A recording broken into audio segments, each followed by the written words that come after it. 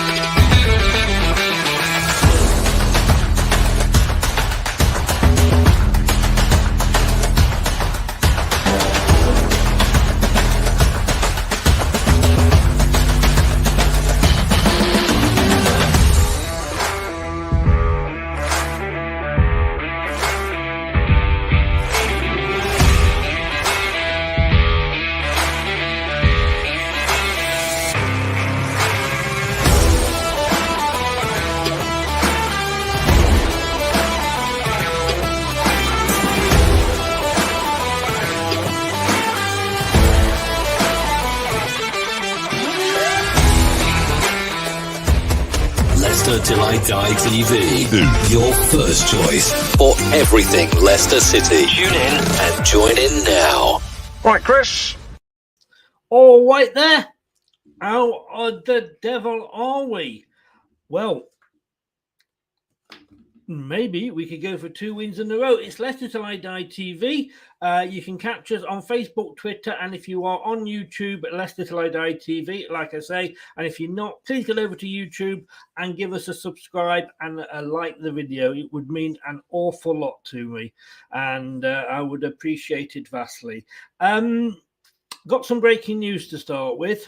We all know sort of what's going on at the moment worldwide, and apparently now China, in a show of solidarity with Russia, is refusing to take the EPL games this weekend. Now, you know, a lot of people might be a little bit upset. I'm actually all right with that because I'm thinking, well, you know, if they're not watching Premier League football games, it might give them a little bit longer to get out there and clean out their biolabs and find where all their lost computers have gone.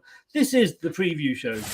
It's the Premier League Preview Show with Chris and Craig on Leicester Till I Die TV on YouTube, Facebook and Twitter. Strap yourself in because we're set up, switched on, and ready to go. There's nothing like a little bit of politics to start the show off with. Not at all. Always a good place to go, Chris. Get it out. I think so. I'm just doing my best to try and get cancelled. You see, that's what it is. You know, Chris Forian, the voice of reason. I think not. No, I think not. It's Leeds this weekend. We're hosting, and we've got one of these. This is the Leicester Till I Die Watch Along Show. Join in the chat and don't forget to subscribe. We have 12 o'clock. It is the premiere. I like to call it The Missing, the story of one man and his bucket. But of course, they are under new managership now. And 12 o'clock tomorrow, we will be doing a watch along with Connor, who is a Leeds United fan. Right, okay. That will be interesting. And I'm never sure about doing them when we're playing at home because obviously the majority of people can go to the match. But try and get the stream on if you're not going to the match in some form or another and watch us and join in with the chat. I mean, this always reminds me, though, when I started doing these, do you remember the old Sky fan zone? Yeah, I do. I remember I watched one not that long ago, or a bit of one. I think somebody had put the sort of highlights, and it was back when I think we beat Leeds 4-0, actually. Funny you should mention that. I might have to cut this out on the playback, but it's a bit of a, should we have a look at it? Yeah, go on. Very easily by Leeds. That was a casual ball. Leeds! Leeds scored its first goal for the Foxes, and what a pitch! That's the 2-1. Leeds United now. You stop crying into your home. It's my show. 1-0. Get in! Still come better out of the blocks. Just needs to handle it now. Oh my God! Yeah! 2-0 to Leicester. Bordeaux gets his second of the season for the Foxes. Leicester City 2. Dirty Leeds now. Sullivan has to stick with him. Sullivan. Oh, what's wrong with you, Leeds? What's wrong with you? Oh, Dick Cobbs, he's lost his marker. Yeah! It's 3-0 to Leicester City. It's a horror show for Leeds. It's 4. Yeah! You don't laugh, you'll cry, because that's disgusting, Leeds. Come on! It's 4. Look at the back of his shirt. Look at the back of his shirt. Now, I can't guarantee that I will get that excited tomorrow. Oh, please do. And the funny thing is, he now is married. He's got a lovely wife.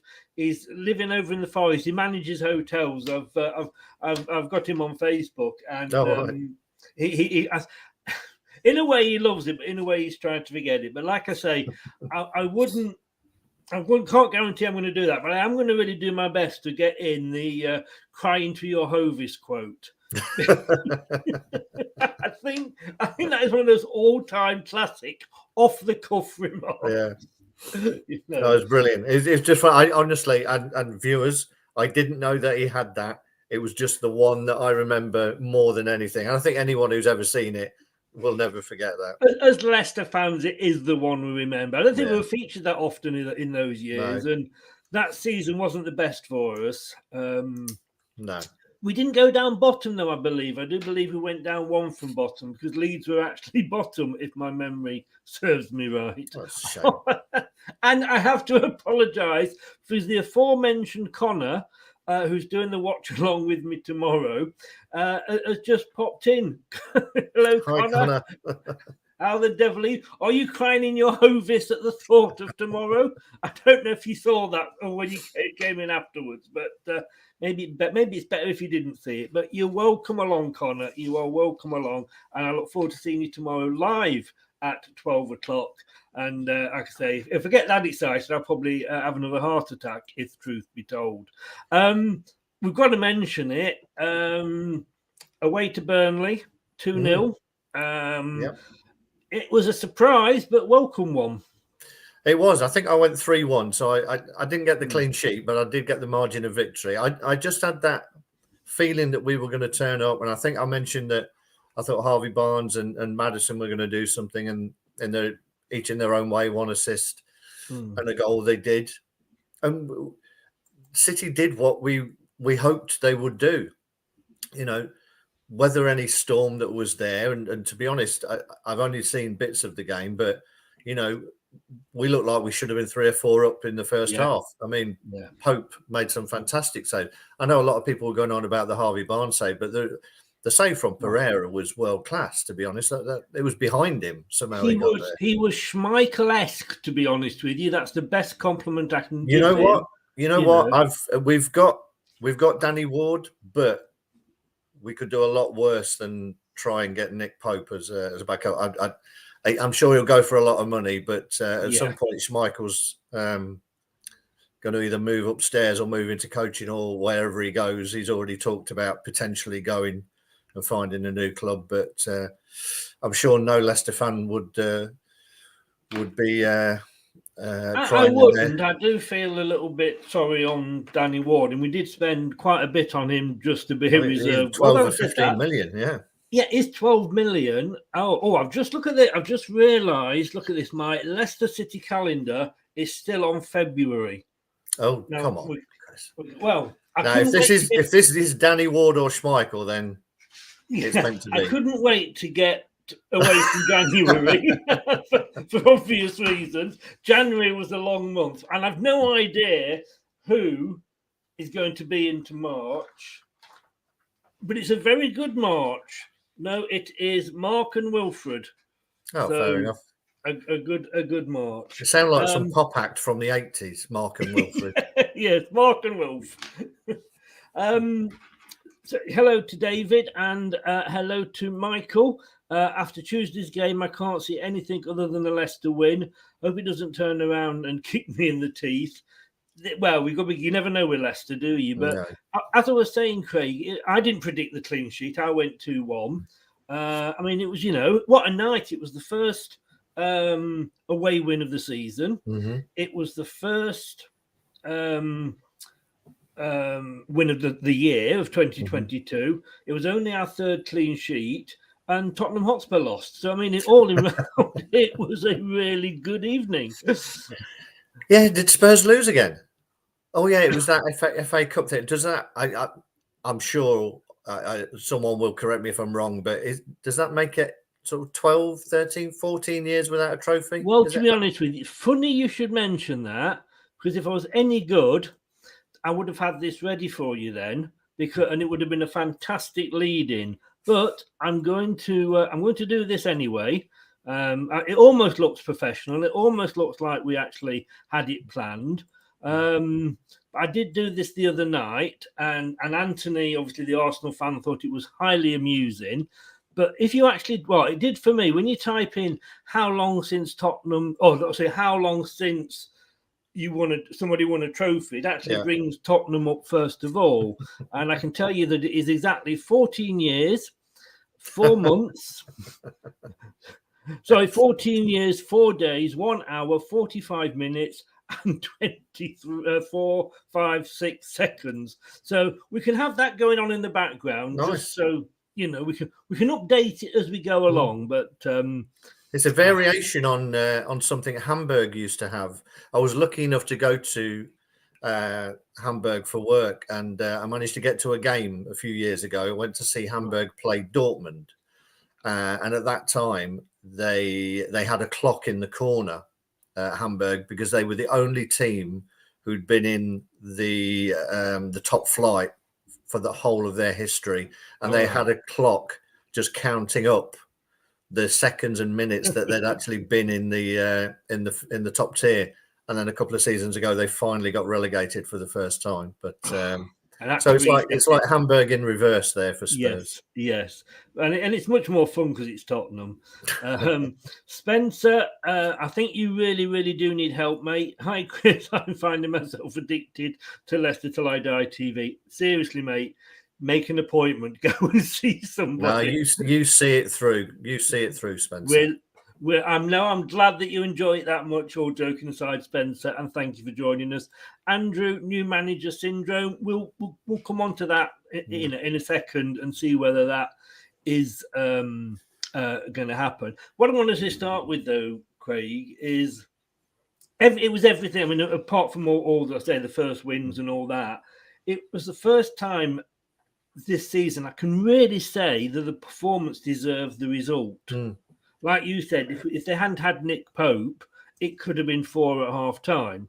Yeah. And, we got what we deserved. And, it's easy to use excuses like the injuries. But dare I say, this is where we turn our season round.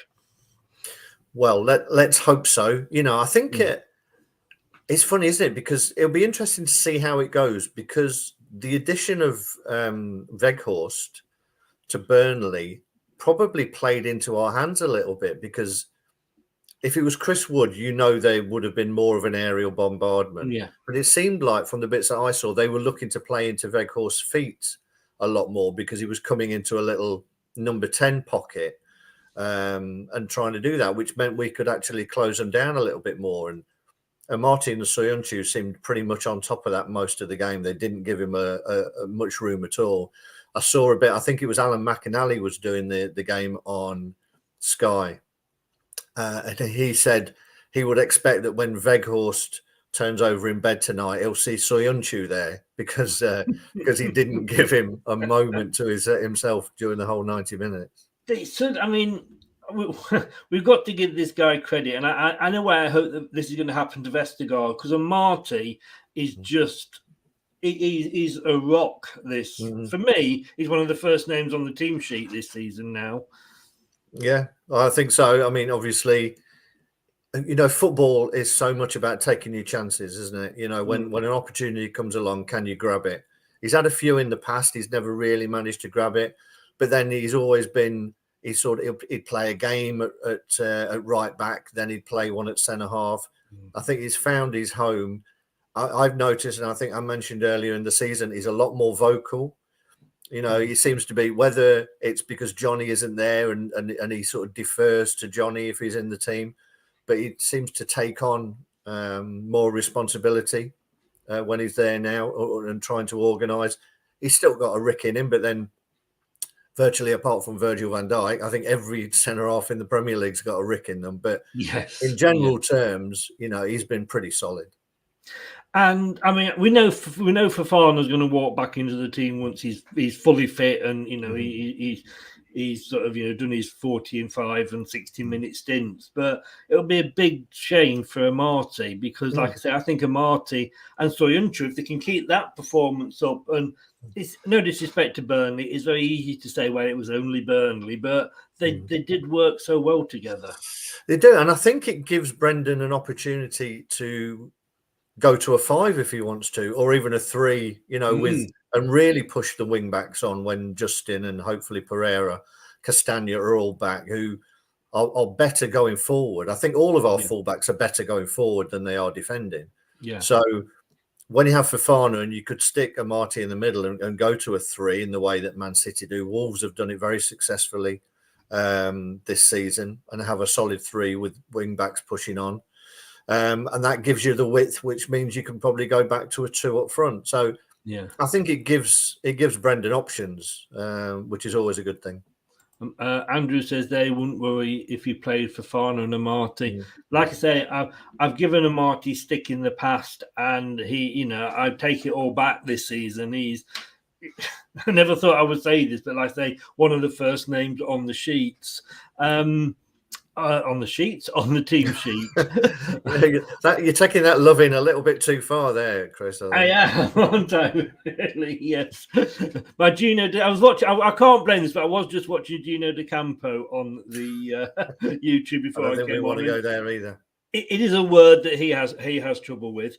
So it's Leicester Leeds. Now it is the early kickoff, which is always a bit worrying. Because we never sort of seem to do well with these early kickoffs. But it's 12:30, and like I say, Leicester Till I Die TV on YouTube will be doing the watch along starting at 12. So I say the best thing to do, not to miss it, is to sub to the channel and then set a reminder. But Rogers was saying in his post pre-match interview, he's got a few late fitness checks to make. A couple of issues with Ricardo and James Maddison. Ricardo has been troubled by setbacks, and James has a problem with his lower back, but we'll give it every chance. I mean, Ricardo, it just seems every time he comes back, it just kind of it's not going well for him. Not really, but I think they're being sensible, and it seems to be that if ever he feels any sort of twinge or whatever, they will take him off because, if this was serious, he'd be back, in 4, 6, 8 weeks, And I think what you're doing, you're seeing him play a couple, feels a bit of a twinge, and then they take him out for a week just to try and manage him through it. So I think they're doing the right thing. But ideally, yes, you would want him back out there because this season he started to look like he's back to his best. I think he's in the right headspace, which he probably wasn't before, and I'm sure it's frustrating. A new contract, so he's committed to the club, which is good to see. Because let's be honest with you, not so long ago he was being linked with all the top clubs around. Maddison's disappointing, I think, but again, if there's anything where if they play, it's going to make it worse, and I think it's better to just try and take them out the firing line for a week. Do you think at the back of, and I'll say hello to Scott, how you doing? Thanks for joining us, mate. Hope you are well. Hi, Scott. Do you think there's going to be half an eye on the Wrens game next week? Because potentially, because that's going to be a tough game. Yes, I think I think we're similar teams from what I've been seeing and reading. Is that we're both a little shaky at the back, but we have goals in us going forward. So, yeah, I think he knows deep down in his heart that even if we went on a fantastic run in the league, there just seems to be too many teams in between us and a European spot. So this is definitely going to be his best chance. Yes, yeah. We all hope so. I'm just trying to get, funny as you just said that, just trying to get the table up here. And we are sat in 12th at the moment. We've got the 30 points. Whether that will be enough to stay up, but I don't know if we ever really in a. Oh, we can't really say, because let's face it, we won the Premier League, and the following season we were in the relegation scrap. Yeah, I think we'll be fine. We've got enough quality, I think, in those remaining games to get a point. I think we need to be looking upwards. I don't think, as I said, I don't think we're going to get anywhere near top 6. No, but I think if we can turn it round and be comfortable up in that sort of top half, then again, if we end up, going. If we can get to a final, or at least get, deeper into this European Conference League and get a top 10 finish for a bad season, that's not been too bad, has it? No. I mean, we're 12 points off 7th, which I think may get you the Conference League. 12 points. I mean, it's 4 wins, and it is Tottenham in that position, so you never know which way they're going to go. I think it's just the number of teams that are there who I'm going to say you have got the likes of Wolves, Southampton, and Brighton, who are all having really probably better seasons than they thought they would have. Yeah, Yeah, I think if you'd got 1 or 2 to catch, maybe, but I think. There's a few there. And I'm expecting other teams to pick up as well. Villa have been a little bit strange. They had their new manager bounce that we'll talk about with Leeds. But that seems to have fallen away a little bit. And, Everton is still struggling down there. They've had the new manager pancake flop, I think, at the moment. And Crystal Palace started well with the new manager, and that's kind of stuttered, shall we say. Yeah, it'll be interesting with them, won't it? Because they've got probably, the best draw that they could have got, or a decent draw in the FA Cup quarterfinals, home to Everton, I think they've got. Right. So they're going to have a little eye on that as well, I would have thought. So, again, if they finish mid-table, I think they'd be happy with that. I haven't seen the draw. Who did Forest get? They haven't played Huddersfield yet. Oh, they've got to play Huddersfield, haven't they? Yes. Yeah, it's Forest Huddersfield. I think in each of the ties, the team that you would say were the bigger team have all been drawn away for once, which is right. So Man City, Chelsea, Liverpool were all drawn away. Right. I don't know if you ever did this as a kid, Craig, and the reason I was asking that is, when you can't do it these days in advance, because it's not like before where you played the team below you on the on the grid. But I always like to look, and because I always did that at the start, like, how far would we get here, and how far would we go? And like now, it is the case of like, well, they knocked us out. Who would we end up being knocked out? Apparently, Liverpool, to get past Huddersfield, they've got Liverpool. Just be like Forest to go on and beat bloody Liverpool, wouldn't it? Or they could get a good hiding. So, let's cling to that. Yeah. As both Andrew and Spencer said, Forest Huddersfield versus Liverpool. Almost perfectly timed. We were talking about new managers. Jesse March. I'd never heard of him, to be honest with you. He's 48-year-old American professional soccer coach. Football. Come on, America. Football. When are you going to get it right? Marsh played 14 seasons as a midfielder in the MLS with DC United, Chicago Fire, and Chivas USA. He won 3 league titles and 4 cup titles, as well as earning 2 caps for the US national team. So I've got to be honest with you, I didn't, it's better than I probably gave him credit for. Well, I mean, that's as a player. I mean, he's definitely he's basically the Red Bull manager, because that's been his pathway all the way through. So he's Red Bull, New York, Red Bull, then Salzburg, and then Leipzig. Yeah. So Yes. maybe we're reading into it that Red Bull are going to purchase Leeds. I don't know, but it definitely seems that that's been his trajectory. He's done well at. It's almost like a feeder system that Red Bull have got going on with their clubs at the minute. He's done well, and then he's got to move to the next one up the ladder, as it were. So it's a big step for him, I think. This is, you know, I don't think it went that well at Leipzig, to be honest. Well, I think he left under a cloud, which I suppose is worse than leaving in a taxi. But yeah, he was only there for 21 games, winning 8, losing 9, win percentage of 38%. But he had at Salzburg, nearly 70% win rate, and maybe we shouldn't, as I say, take him as lightly as we think. But like you say, he didn't do well at Leipzig. I just think, is he the right sort of manager that Leeds want for the job they've got in hand? Because I said the other day, like, when everyone was calling for Rodgers' head, and it's funny how one win changes everybody's feelings, isn't it? Yeah. And I said then, I don't want to get rid of him now, because you bring somebody in, and this Jesse's going to have this problem. He cannot go out and buy any new players. There's no window for him, so he's got to play with the players he's got and put up with the injuries he's got. Those players are used to playing for Bielsa and his bucket. And you kind of get like, he's going to come in and he might say, right, I want to play this way. Well, they've only got about 10 games left. We're in the final sort of third of the season, quarter of the season, sorry. And have they got enough time to maybe to adapt to what he wants to play, how he wants to play? Before they know it, while they're still trying to do that, they could be down there in the bottom 3. They could well be. Yeah, I mean, they could well be. I think from what I've read,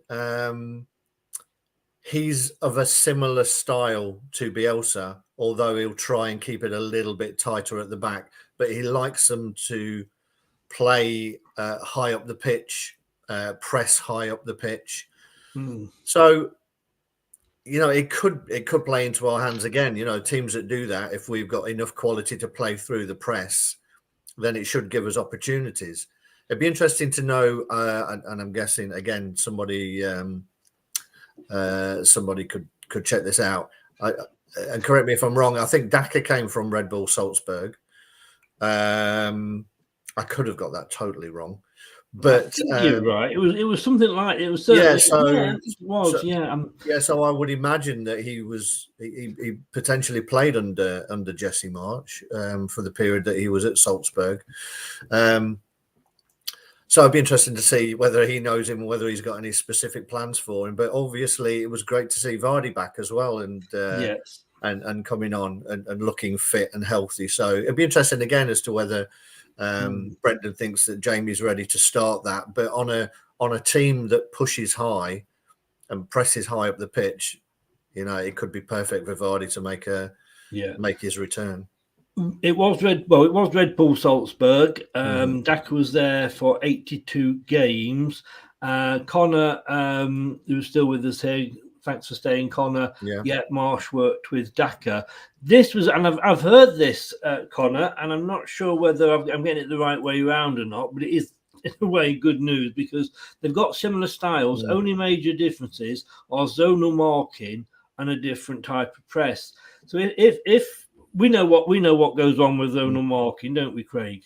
Well, we do indeed, yeah. And I'm thinking if Leeds are going to do zonal marking, I'm loving it. I really am. I think so. But I'm going to say everything. You're just backing up what I'd read there, Connor, and obviously you know him. You've seen more of him than I have. But I read that they were very similar, and they've been looking at him for a while, and they identified him they must have done that because they moved pretty quickly. Yes. After Bielsa and all went, credit to it. As I say, I think it's stupid when you get clubs like, say, Spurs who sack a manager and then take another 4 or 5 weeks to try and find somebody. You've got to have somebody. You wouldn't do that in business, so why are you doing it at the football club? Statman, good evening, sir. Don't forget, Statman, 9 o'clock on Monday. It's the Big Fat Football Quiz 2, and I'm hoping to get you onto that. And you could be facing Craig if he prevails against Dan. Although I'd be a bit worried coming up against somebody called Statman in a quiz if I'm honest with you. Tell me about this last time out. I don't think when did we play them? It wasn't that early. It was November. I think by then we'd already worked out that our season wasn't going sort of to plan. But Belisa got a goal after 26 minutes, and Harvey Barnes sort of said, "Yeah, we're not having that. Let's get back into this." 2 minutes later, but we just again didn't take advantage. Yeah, I think we've done that a couple of times, haven't we? Because we did the same with Man United, and I think Brendan referenced this game as well as the Man United one, where when we obviously threw it away against Spurs, that we had this plan from the kickoff that we were going to try and play long almost and catch the opposition unawares, and it worked against Man United. Worked against Leeds, but we obviously couldn't kick on from there. No, indeed. But I said that was part of our sort of bad tea. And Connor says there he wasn't going to come at the end of the season. They just moved it forward because something was broken at the club, and they felt they needed to act now to save the season. You've got to say you will never know, but had Bielsa stayed, he may not have kept you up anyway. So only time will tell, as they say. Only time will tell.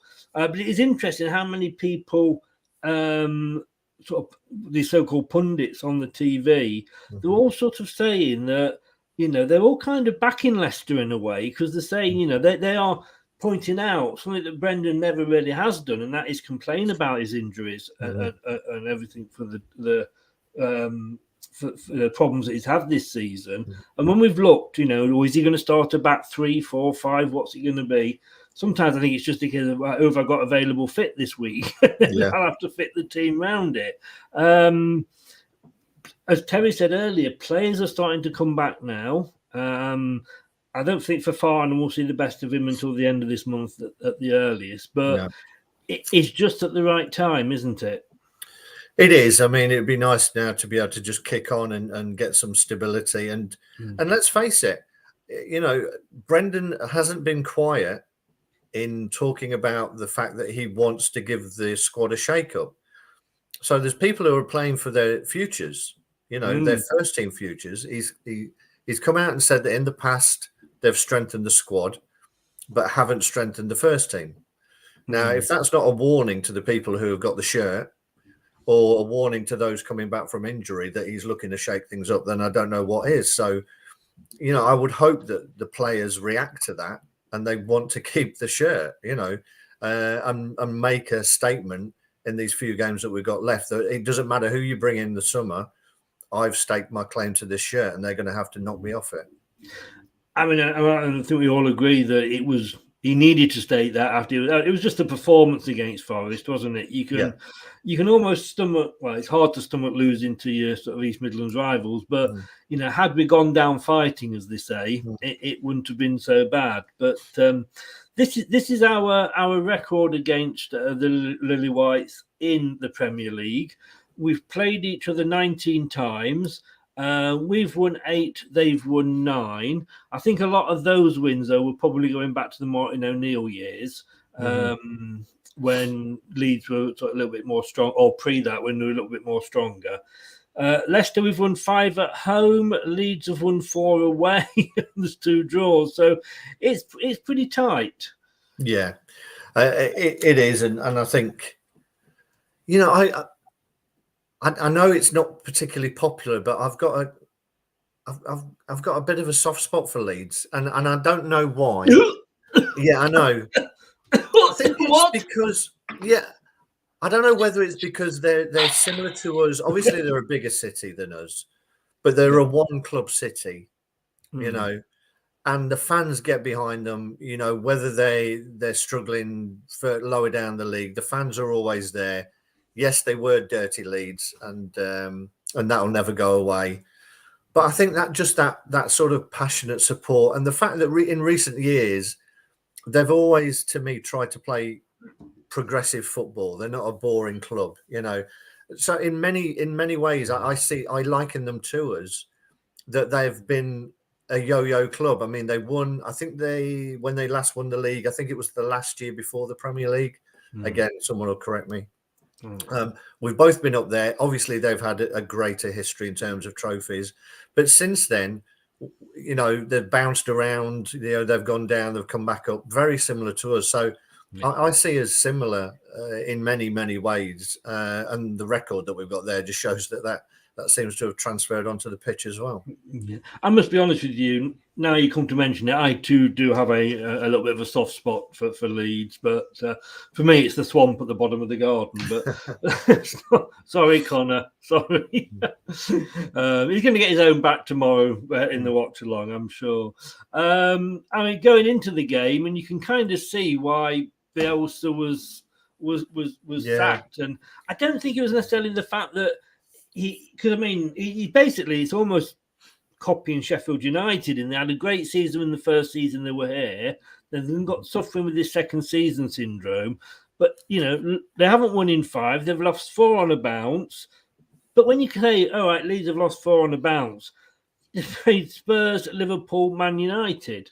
You know, all of those are sort of top 6 teams at the moment. Yeah, I mean, I think Bielsa just had this. He has a way of playing, and nothing would shake him from it, you know. And as you can see, look at the goals that they're leaking. And he asks a lot of his players, you know, they have to run. Yeah. And they've been running for like 4 seasons or so under him to get promoted. And then last season, that was a high press, high running game that they did. But they had Bamford up front, who I think surprised a lot of us with his goal return. And they've missed him, clearly missed him, missed Calvin Phillips, same as us. They've had some bad injuries. But I think it's the fact that he stuck to his principles, you know, stubbornly. Again, it's the goats we know about, isn't it? Stubborn managers. Exactly. And I think that's his downfall. I read somewhere during the week that Bielsa had been quoted as saying his ideal formation at a football would be a back 2, with the keeper being the furthest back of those 2. Oh God! Do you remember Spurs under Ozzy Ardiles? Yeah. I mean, they kind of had like 5 strikers on, didn't they? Yeah. It was a case of, well, yeah, if you score 4, but we're going to score 5, mate. You know, I think the quality in the Premier League these days, from top to bottom, means you're not going to get away with that. You're not going to get away with being so open. Unfortunately, if you're not scoring at one end, you have to tighten up at the other end and take your medicine. You know, and that's how managers will do it. They'll sacrifice themselves a little bit just to get some points on the board. But it seemed like Bielsa wasn't prepared to do that. Looking on our side of it, and I'm going to be really interested tomorrow when I speak to Connor during the match, and obviously pre-match as well, is his thoughts on what we've been saying about today. But you know, looking at Leicester, we've only got 1 green dot on our side. You know, I mean, I didn't get excited at that Liverpool. I know we lost, and it was hard to get excited. But a lot of people say, "Oh yeah, we only lost by 2, wasn't it?" But to me, it wasn't that good a performance, and we only lost by 2 because Liverpool were just playing with us like a dog with a rag doll. But we've then had what I would call 3 reasonable performances. Well, 2 reasonable performances and a very good performance in the Burnley. Yeah, you could easily have. I mean, we should have had 3 points against West Ham instead of. I thought we were playing football, but apparently it was on the handball channel, so I don't know. You know, so we should have had 2 more points there, and we should have at least got a draw against Wolves. Yes, you know, there were better performances. Yes, and I think going back to that Forest one, you know, and in many ways, I guess I don't know if Brendan thought his back was against the wall, so he needed to do something. But you know what you want if you're getting if you're coming out and making a strong statement like that, then you want a reaction. And although it's been a steady one, there definitely seems to have been a reaction that we're getting closer to what us fans and I'm sure the management team expect from a Leicester City team these days. So it has been gradual, but we got the rewards for it against Burnley. As you said, now the important thing is to kick on and get another 3 points against Leeds. And so, I mean, I was listening, and I know this is going to rile a lot of fans back. I happen to like TalkSport. Well, nothing to do with the fact that I sort of go on here quite a bit. But I was listening to TalkSport this morning, and they had a very good interview with Wilfred Ndidi. I think it was yesterday, and they played it again this morning, and he absolutely speaks so highly of Jamie Vardy. But like they were saying, and I can't remember, it was on the White and Jordan show, but it wasn't those two. There was two people standing in for them, and the guy was saying, the ex-footballer that they had on was saying that, you know, Leicester shouldn't be disappointed with where they are at the moment, because the last 2 seasons we have kind of punched above our weight a little bit, and the fact that we thought we were getting 4th but ended 5th 2 seasons running was not a bad season for us. You know, the fact that we should look at the fact, we finished 5th. It was an excellent season for us. Yeah. And I think, at the start of those seasons, anyone would have taken 5th. You know, it's the same, isn't it? It's the manner of it. You know, we could finish this season 8th and people will think that's a decent 8th because it's the manner of it that we've played pretty poorly most of the season, but we've had a good finish. Go the other way, and the second half of the season drops off, and you finish 8th, and people look at it totally differently. So it is about how we finish, I think, and getting some momentum and confidence in that next season will be a better season. Yeah. Spencer says there, get the performances right, and the results will follow. Terry says here, and that Connor can probably confirm this or not, Leeds have only a threadbare squad, and they still didn't buy in January. He said there, do you agree, Connor? In fairness, a lot of clubs didn't buy in January. You know, I mean, I don't think there was a lot of money about once you got past the sort of oil-rich owners, if you like. There wasn't a lot of business done by the other clubs. So, anyway, and I think January is a very odd window anyway. I think it was the one season in January that people almost refused to panic buy. If they couldn't get who they wanted, then they weren't just going to plug their squad for the sake of it. West Ham were the same. No, you know, they had targets that they went after, couldn't get them, or they either wanted too much money, so they didn't bother. And I think, to be honest, that's how it should be. Yeah. Louise says there, and she's quite right, you do not get good buys in January. This is the odd one. Even with Tillemans, he was actually a loan. He wasn't a buy in January. But, it's a completely... It almost says if you've got to buy in January, either A, you're buying because you're worried about what your competition's buying, or B, you've got an injury, or you're just desperate, because like I say, you shouldn't need to buy in January. But anyway, it's quite annoying. It's quite annoying that Liverpool seem to have got it right again with buying Luiz. But I think that was an occasion where their hand was forced. That they wanted him in the summer. Yeah, but there was a lot of clubs who were starting to sniff around, and they didn't want to get outbid or whatever. So they just took the plunge, and that's looking like a decent decision now. It is, and I think it also says a well-run club because again they've looked at it and said we need this player now, and probably without them they wouldn't be sort of as close to Man City as they are now, if you like, with the recent results. Talking about where they are now, that's where Leicester are now. Like I say, in 12th place. You probably won't be able to see that. I can't see that on my screen. Right, okay. If we win and Brighton were to lose, and Brad wouldn't be happy if that happened, but... with his newfound love of Brighton.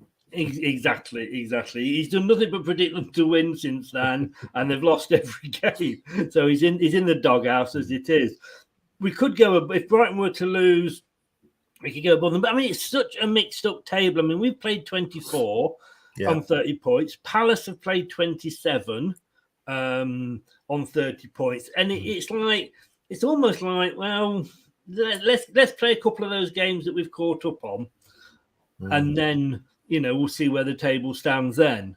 Yeah, I think by the end of this month, I think most teams would have evened out a little bit, and we'll have a better idea. And it seems to be that the top 8 have got a little bit of a cushion at the moment. I think even if we won our games in hand, I think there's at least 4, possibly 5 points between us and Wolves in 8th. But I'd much rather be up there and just and not taking a foot off the gas. Yeah. But at least then it does allow Brenda to just concentrate on that Conference League. It does. Now, I'm almost scared to ask you this because whenever you've done a one to watch in the past, they've always gone on and either played well or at least scored against them. Yeah. So I'm going to go and take a calming down pill, and we'll play a couple of jingles, and then we'll be straight back with your one to watch.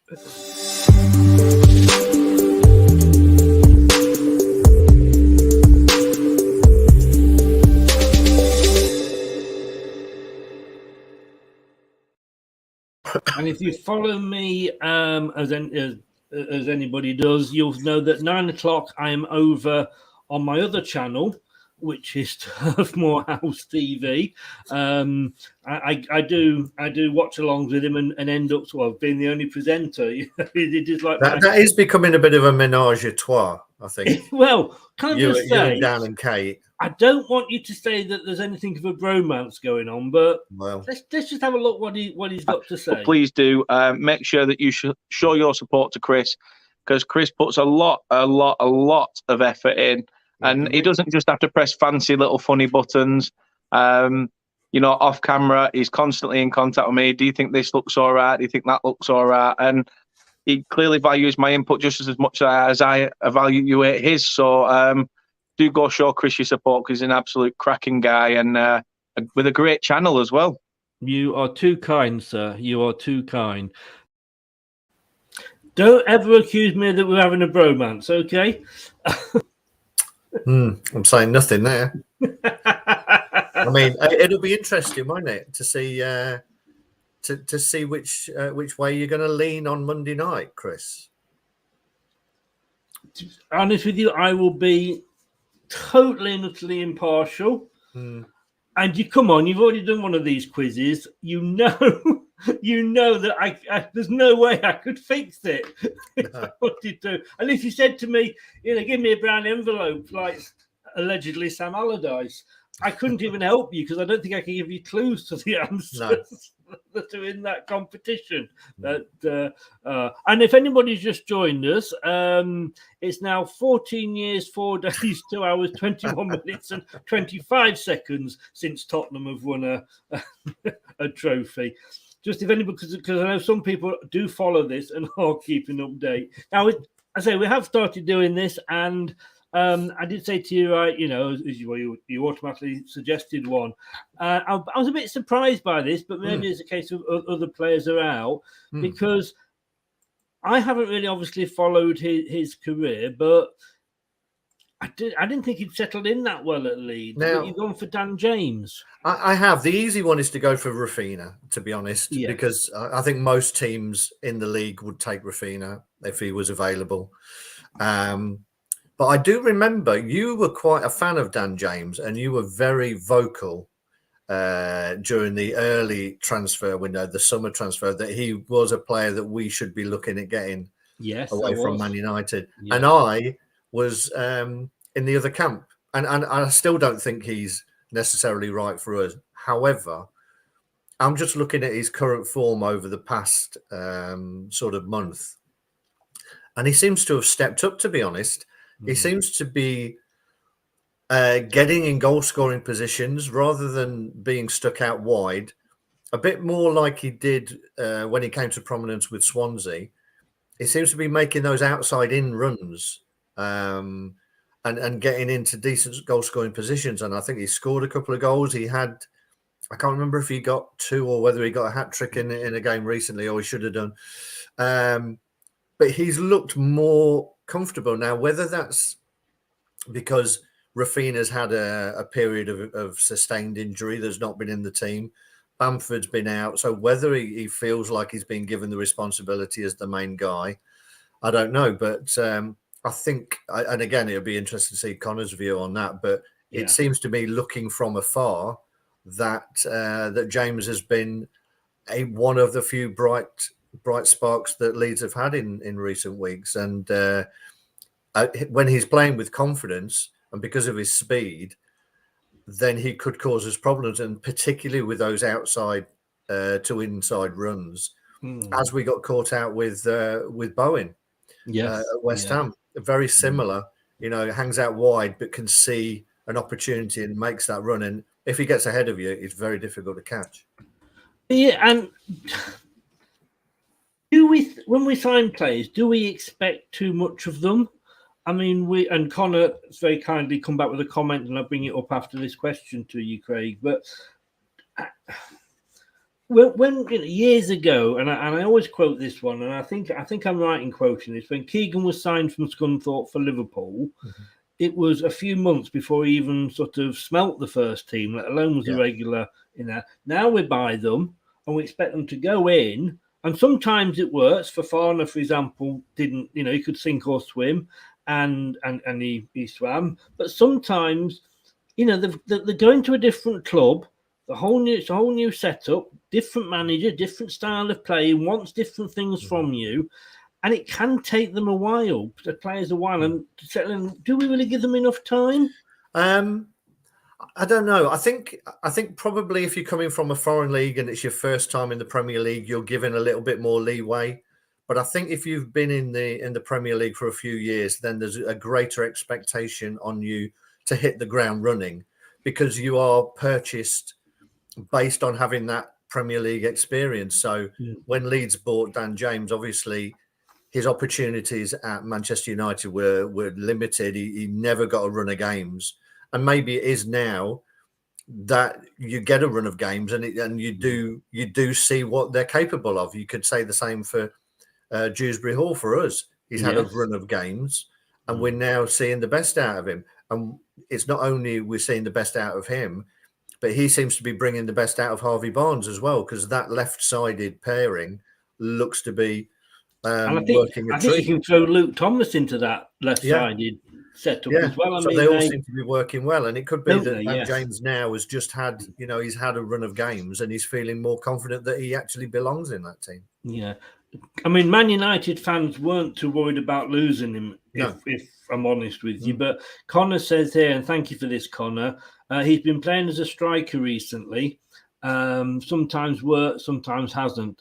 He presses relentlessly and did get a hat-trick versus Aston Villa. Oh, I didn't realise that. I do remember that he wasn't, and whether it's youth and managers and clubs knock it out of players, but it's like Dewsbury Hall, these youngsters, they seem to be happy going forward and not scared. Well, if I lose the ball, I'm going to lose it, but let's put some pressure on these guys. Yeah. And I think you have to press, particularly in Bielsa's Leeds, you had to press. That was it. The whole game plan was that. And I don't think it's going to change a lot with Marsh coming in, to be honest. But as I say, he just may tighten it up a little bit around the back. But I think even if he's played as a lone striker, if we're not switched on, if we think, the play's all in the other half and we can switch off for a minute, it only takes one long ball and a willing runner like Dan James to get behind us. Yes. We nearly got caught out against Burnley, didn't we? Thankfully, on that occasion, VAR was absolutely wonderful. As Connor said earlier, they have got similar styles. So it's going to be a bit of an interesting battle. But looking at a few did you knows now. Harvey Barnes has scored in all 3 of his Premier League matches against Leeds United. Only 2 players have done so in 4. Hall of Fame inductees Alan Shearer and Thierry Henry. So if he gets a goal tomorrow, he's going to be in some very good company. And Leeds are unbeaten in their last 5 league matches at Leicester. Well, You didn't like it the other day when I was quoting. I know you give with one hand and take it away with the other, Chris. Don't you? I am an Indian giver. I am so sorry, but Leeds are unbeaten in the last 5 league matches at Leicester, having won this fixture 3-1 last season. We all remember the end those last few games. They can win consecutive league trips to the King Power for the first time in the Premier League, and don't you just know it that Leicester will. Rich, good evening. How are you? New manager, but Leeds are a poor team. I'm going to pinch one of Brad's sayings here, and I don't know. No, I'm not being disrespectful, Connor, but he said, "Can you polish a turd?" He was talking about Newcastle at the time, and look where they are now. So maybe you can. I don't know. I'd be interested to know if Brad's watching, or whether he's still loved up and watching Robin Hood. That's the Disney version, isn't it? Yeah, that is the Disney version that he proudly announced that he was going to watch this afternoon. I've got to be honest with you, that was one of my favourite Disney films growing up, so I can't argue with him there. But Patson Daka has been involved in 6 goals in his last 6 appearances at home in all competitions, scoring 5 and assisting 1. Across the season, no player has scored more home goals for Leicester than the Zambian 6. So, will he start again tomorrow, do you think? And bring Vardy on later? I've got a feeling. I had a feeling against Burnley, and it came to fruition. I think we may see Vardy start. Really? Yeah, I do, just because. I mean, he may play it safe and try and protect him a little bit. He may be, but I'm just wondering whether, because Marsh will be well aware of Daka's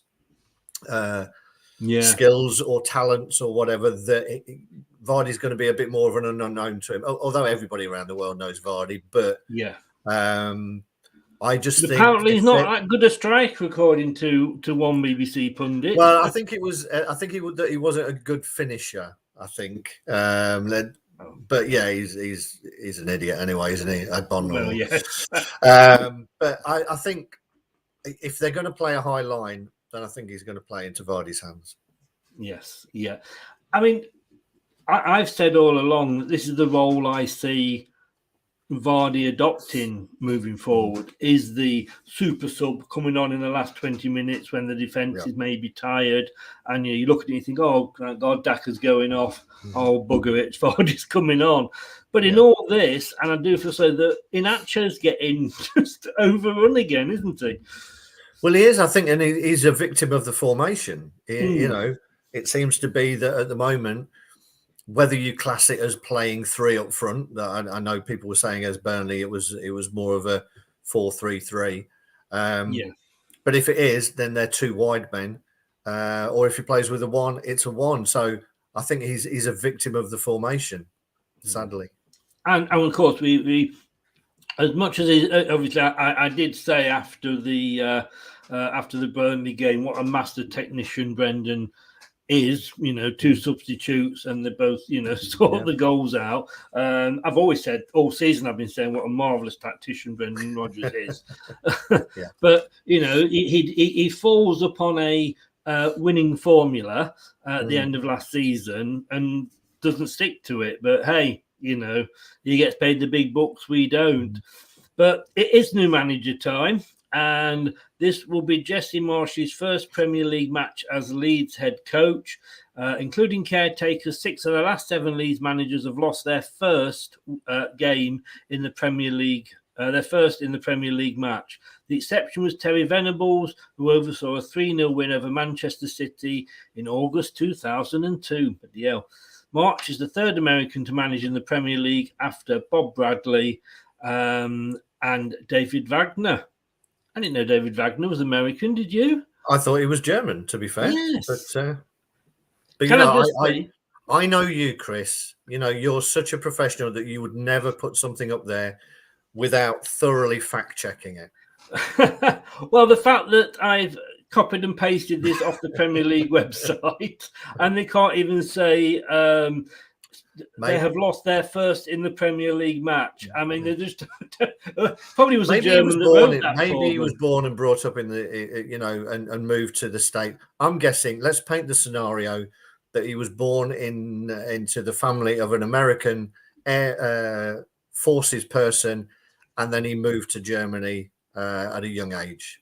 Let's paint a scenario in which that may be true. Maybe you have done a little bit more homework than me, or you're a little bit less trusting than I am. It's that time. No, we'll check Tottenham again later. Don't worry, guys. It's not that time yet. But it is the time to do the score predictions. Oh, there we go. Now, this is the first time in a long time that I have actually gone for a clean sheet for Leicester. Wow. And because I'd almost got it right against Burnley because I'd gone 2-1, but I have gone 3-0. I was going to go 2-0, but I thought, hey, come on, if, like you say, Vardy's back, and that was before Maddison. Obviously, I didn't realise he might be injured. Ian Marshall's gone 2-0. Walsh has gone 2-1. The league leaders we'll see in a minute. Jerry Taggart has gone 2-0. Steve Lynitz has gone 1-1. He was very much sat on the fence there. And Ian Wilson, my God, I don't think my heart will stand it if we get Ian Wilson's result as 3-2. Are you going for your usual 3-1, or are you going to go something different, Craig? I'm going to be bullish, and I'm going to go 4-1. 4-1? Yeah. Who are you going to have scoring those goals? Vardy's going to get a couple, and Barnes will join the illustrious aforementioned crew of Shearer and Henry, and he will dip in as well. Hey, you never know. Maybe a centre half will score from a corner. Hey, Cags has done it before. Has done it before. Louise has gone 2-0 City. This is what I like. We fall into this trap all the time, don't we? One win and we're going to win the league again. But hey, it's a part of being football and a part of dreaming. And this is just how the table for the league table is looking at the moment. And I think you could just very much say that I'm out the running to win it. You've nicely covered up your name there, Chris, haven't you? I almost have. In fact, I hadn't realised I'd done that. Let me just. I can't really do an awful lot. Let me do this, and then this will show me. There we go. Look, I'm on full view. The funny thing is that if you take Steve Walsh and myself, we are the ones that have all, whatever performance, however bad Leicester have played, we've always gone for a Leicester win. I thought you were going to say you could take Steve Walsh and yourself, add your points together, and you still wouldn't be winning. Ouch. Ouch. Oh, God. Do you want to twist that knife while it's in my hand, Craig? But Ian Marshall, he hasn't got a lot more, and he always speaks it as it is. He does. Jerry Taggart seems to get more often than not. He gets it right, Jerry Taggart. Maybe that's why he's on Radio Leicester and I'm on Leicester Till I Die YouTube. Who knows? Who knows? And Spencer's gone 3-1. Connor, are you watching? Still, what do you fancy tomorrow? While you're just considering that, we are just looking now at 14 years, 4 days. I can't even say it now. I can't even say it. 14 years, 4 days, 2 hours, 37 minutes and 5 seconds. Come on, Tottenham. You're giving us a laugh. Well, that's what it's all a bit about banter, isn't it? And it's always nice to be able to banter against Tottenham Hotspur. Craig, thank you so much. Pleasure as always, Chris. Are you going tomorrow? I shall be there indeed to watch my prediction come true. Well, fingers crossed that you do. And we're going to see you Monday night for the big fat quiz too. That is going to be have you seen the headings that there are? No, I've not, Chris. No. I can I just say that whenever I've done these in the past, I've always actually run them past Dan to make sure that the questions aren't sort of totally off the scale. I haven't done that this time because obviously it wouldn't be fair. But there's 4 rounds as always. Round 1 is what does a Scotsman do? Yep. Fill in the blanks. Round 2 wouldn't be seen dead in that. That's probably a bit of an easy one. Round 3 is just do it. Okay. Round 4 is what's in a name. Okay. Which I'll go and research those. Yes, please do. It was quite funny because in the last one, if you remember, we had the names with the emojis in. Yeah. And I don't know if you ever watched Richard. I do. Richard Osman. Richard Osman's House of Games. Yeah. And they've actually got a question on there. They have. I'm terrible at that. I'm terrible at that round. But they sometimes make it so hard on themselves. They do. I mean, last night, Tim Vine, I don't know I can't remember what it was now, but it was like 6 or 8 emojis in there, and he could have got away with 2. Bit of overthinking going on. Yeah. Can I just say, I think I should get onto him and ask for some copyright money, shouldn't I? I think you should. Probably not, because I obviously borrowed it from other sources as well. Connor's saving his prediction for tomorrow. Is that sort of tomorrow at sort of 2:30-ish? Yeah, after the game. Yeah. Yes, exactly. Connor, looking forward to it, mate. I will see you tomorrow at 12 o'clock. Thanks for popping on today, taking the banter, and giving us some answers to some of our questions. Thank you. Cheers, so Connor. much. Appreciate it. I would say good luck tomorrow, but you know I wouldn't mean it. No. Even though it wasn't me that called you dirty, Leeds, it was the other guy. It was him. All right, Craig, thank you so much as always. Enjoy the match tomorrow with the family, and we will speak to you next week. Excellent. Right, cheers. Bye, everyone. Thank you very much. Take care, mate. All the best to you and your family. Thanks to Craig there, my wise old owl, as always. So, 9 o'clock, jump over onto Turf Moorhouse TV, and we're going to be doing the prediction show that we did last night all over again on his channel. I think we've got a Man United fan. Always that coming up against Man United fans. They're a bit like Tottenham fans, easy fodder at the moment.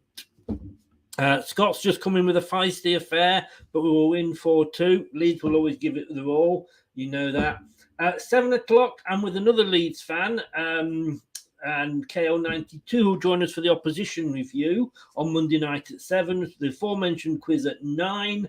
The prediction show is Tuesday at 9. Then at Wednesday, I'm going to be interviewing BBC Radio Leicester and TalkSport presenter Mick McCarthy and ask him what he thinks is going on at Leicester this season. And then that will be followed by a preview with, I don't know yet, hopefully we'll be Craig again, because we've got a little match against Rennes on the Thursday. Whew! You know, if I had a job, I couldn't do all this. Thanks very much to everybody. If you're watching, thank you very much for watching. If you've been in the chat, thank you so much for being in the chat. Scott for modding, Connor for coming in, and everybody else who's joined in, thank you so much. And if you are listening on Catch Up, on podcast, and I do have a face for podcasts, thank you for listening. You know where you can find us on podcast. Just search Leicester Till I Die, or ask your smart speaker to play the podcast Leicester Till I Die. And unlike other women, it won't argue with you. Good night, and I'll see you at 9 over on Turf. Stay safe. Thanks for watching Leicester Till I Die. This is Chris saying goodbye, and see you next time. Follow us on Facebook, Twitter and Instagram.